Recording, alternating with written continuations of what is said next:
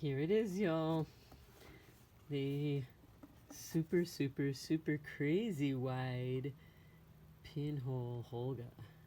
If you notice, they've done all kinds of cool stuff for us. Like, they tell us what our aperture is. It's f135.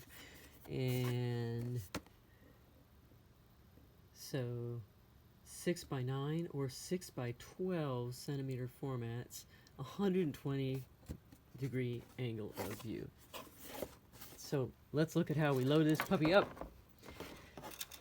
Just like the original Holga, you're going to have a choice of where you aim the arrow. Although I notice it's the same little guy as on the other Holga.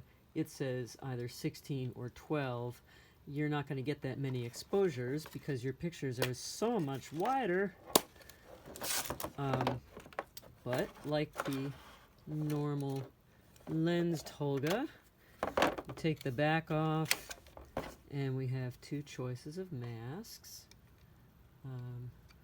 So in fact I had the slightly more conservative 6 by 9 inch mask in place there. It's so hard to decide. I think I'm going to have to go all the way with 6 by 12 for this. I think that's going to have to happen. So that said, I'm going to go for the lower of the two numbers here on my camera back, aiming the arrow at the 12. If I were using the smaller mask, I'm assuming I would aim it at the 16. We're going to load it pretty much the same way we would load a regular old Holga,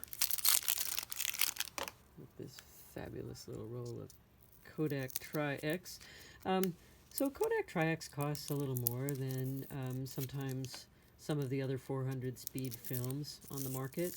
But you know, something that keeps me coming back to Tri-X, particularly for use in pinhole applications, is that it is really forgiving when your exposure is off a little bit, or forgiving of exposure extremes. And so what I mean by that is that if you're off a little bit, it doesn't tend to block up or lose detail quite as fast. So for things like this, where maybe the exposure might get a little hinky on me, I think it's a fabulous film to use. So we're gonna, like I said, start it right here. Now, since I'm pulling this an awfully long way, I don't want to get too carried away winding it from the back. I want to close that up as soon as I'm certain that it is in fact winding. And also good advice anytime you're loading up a new Holga is to tape off all these seams, unless you want to just go completely chancy on it. I kind of want to see how it looks without light leaks first, so I'm going to do that. Taping complete. I really like this narrow drafting tape for this purpose, simply because it's just wide enough to tape up the seams around the back of the camera without, a wider tape maybe is more coverage than we really need. I also like to make a little tape to cover that window when I'm not actively advancing the film. So now I'm ready to, speaking of that, advance the film to the beginning. And so I'm going to turn and turn and turn. And let's see, a word while I stop and pay attention is that we're not going to be able to advance it using the same exact number system. So you're going to go until the next odd number appears in the counter window each time. So this is making up for the fact that this film was not printed with the crazy super wide effect of the miraculous Holga in mind.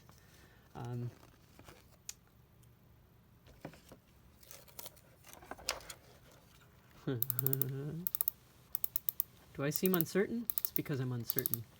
Because I started this screencast or broadcast without reading the actual manual first.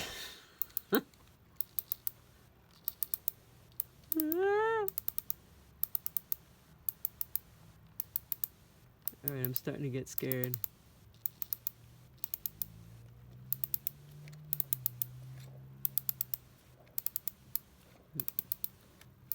There's an arrow.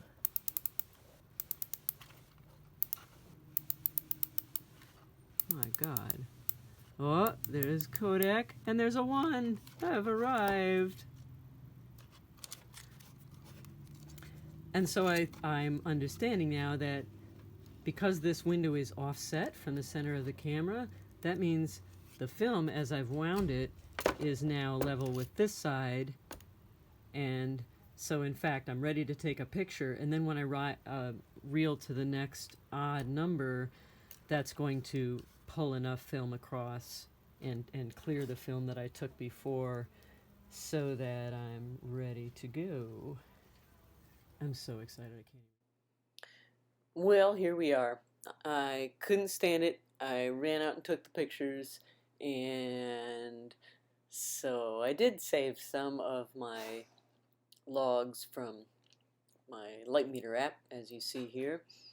But look at the results. Look how silly wide this is. So these are all negatives which I've scanned on the V750 scanner, and then made some corrections in Photoshop to kind of control the values and the balances. Took a vertical one here, which for obvious reasons doesn't fit all at once on the screen. So to sum up my experience, I found that in fact you definitely want to shoot on a tripod, but in addition to that, make it kind of a stout tripod. This little lightweight guy might be pretty hard not to jar it. In addition, I would certainly use a cable release to prevent jarring the camera during exposure. It's just a really lightweight but big beast.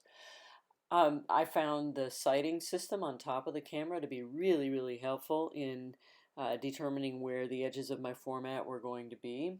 And I gotta say, there weren't any surprises when I actually looked at my negatives.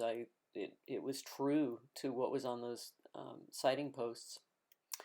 And then finally, just a little diagram to remind you to overexpose, because that film in the middle is going to get plenty of light, but as the inverse square law tells us, that light's going to drop off 4 times as fast as the distance doubles.